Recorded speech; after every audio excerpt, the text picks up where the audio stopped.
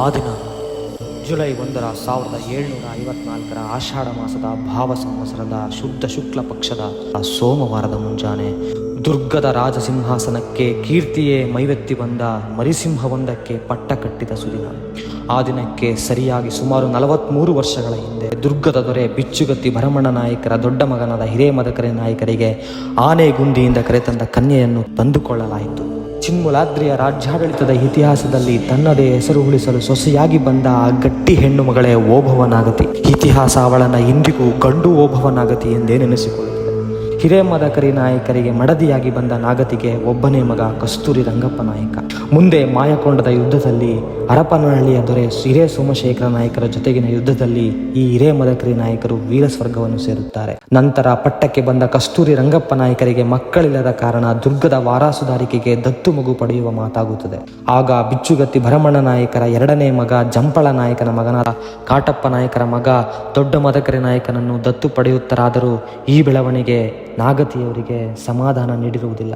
ಇಬ್ಬರು ತನ್ನ ಸ್ವಂತ ತಮ್ಮಂದಿರಲ್ಲಿ ದೊಡ್ಡವನಾದ ನರಸಿಂಹ ನಾಯಕನನ್ನು ದತ್ತು ತೆಗೆದುಕೊಳ್ಳುವ ನಾಗತಿಯವರ ಪ್ರಯತ್ನ ವಿಫಲವಾಗುತ್ತದೆ.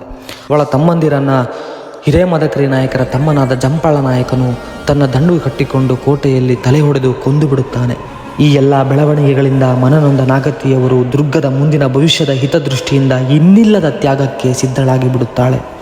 ತನ್ನ ಮಾತು ಕೇಳದ ತನ್ನ ಸ್ವಂತ ಮಗನಾದ ಕಸ್ತೂರಿ ರಂಗಪ್ಪ ನಾಯಕನನ್ನೇ ವಿಷವಿಕ್ಕಿ ಕೊಂದು ಬಿಡುತ್ತಾಳೆ. ಅಲ್ಲಿಂದ ಮುಂದೆ ಬಿಚ್ಚಿಕೊಂಡ ಎಲ್ಲ ಪಾಳೆಪಟ್ಟುಗಳ ದಳವಾಯಿ ದಂಡುಗಳ ಕುಟಿಲ ಜಾಳಗಳನ್ನು ಭೇದಿಸಿ ಸ್ವಪ್ನದಲ್ಲಿ ತನ್ನ ಗಂಡ ಹಿರೇಮದಕರಿ ನಾಯಕರು ನುಡಿದ ಸೂಚನೆಯಂತೆ ಚಿತ್ರದುರ್ಗದ ಗಡಿ ಠಾಣ್ಯವಾದ ಜಾನಕಲ್ಲಿನಲ್ಲಿದ್ದ ಭರಮಣ್ಣ ನಾಯಕರ ಕೊನೆಯ ಮಗ ತೊದಲು ಭರಮಣ್ಣ ನಾಯಕ ಹಾಗೂ ನಿಂಗವನಾಗತಿಗೆ ಜನಿಸಿದ ಮೊದಲ ಮಗನಾದ ಚಿಕ್ಕ ಮದಕರಿ ನಾಯಕರನ್ನ ಪಟ್ಟಕ್ಕೆ ಆಯ್ಕೆ ಮಾಡಿಕೊಳ್ಳುತ್ತಾಳೆ.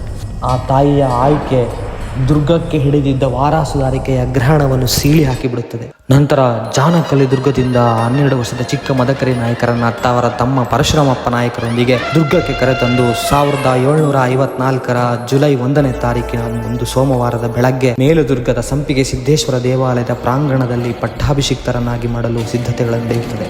ಈ ಮುಂಚೆಯೇ ದತ್ತು ಪಡೆದಿದ್ದ ದೊಡ್ಡ ಮದಕರಿ ನಾಯಕರಿಗೆ ನಿಂತ ಪಟ್ಟವಾಗಿ ಕತ್ತಿಯನ್ನು ಕೊಟ್ಟು ತಾವೇ ಆರಿಸಿಕೊಂಡು ಬಂದ ದುರ್ಗದ ಮುಂದಿನ ಭವಿಷ್ಯವಾದ 12 ವರ್ಷದ ಪುಟ್ಟ ಬಾಲಕ ಚಿಕ್ಕ ಮದಕರಿ ನಾಯಕರಿಗೆ ಕೂತ ಪಟ್ಟವಾಗಿ ರಾಜಮುದ್ರೆ ಹಾಗೂ ದಂಡಗಳನ್ನು ಕೊಟ್ಟು ಪಟ್ಟಾಭಿಷೇಕ ನಡೆಸಲಾಗುತ್ತದೆ. ನಂತರ ಚಿತ್ರದುರ್ಗದಲ್ಲಿ ಸುಮಾರು 2 ವರ್ಷಗಳ ಕಾಲ ರಾಜ್ಯಾಡಳಿತ ನಡೆಸಿದ ವೀರ ಯೋಧಳಾದ ಈ ಗಂಡು ಓಭವನಾಗತಿಯು ಕತ್ತಿ ಹಿಡಿಯದೆ ಗುರಾಣಿ ಹಿಡಿಯದೆ ಕೇವಲ ಸಿಂಹಾಸನದ ಮೇಲೆ ಕೂತು ತನ್ನ ಸುತ್ತಮುತ್ತಲಿದ್ದ ಪಾಳೆಪಟ್ಟುಗಳನ್ನ ದಳವಾಯಿ ದಂಡುಗಳನ್ನ ಹಾಗೂ ಶತ್ರು ಪಡೆಗಳನ್ನು ತನ್ನ ಅಂಗೈಯಲ್ಲೇ ಆಡಿಸಿದ ಚಾಣಾಕ್ಷ ಹೆಣ್ಣು ಮಗಳ ಈ ಗರಡಿಯಲ್ಲಿ ಪಳಗಿದ ಆ ಮರಿಸಿಂಹವು ವೀರಸಿಂಹವಾಗಿ ಗರ್ಜಿಸುತ್ತಾ ಬೆಳೆಯುತ್ತದೆ.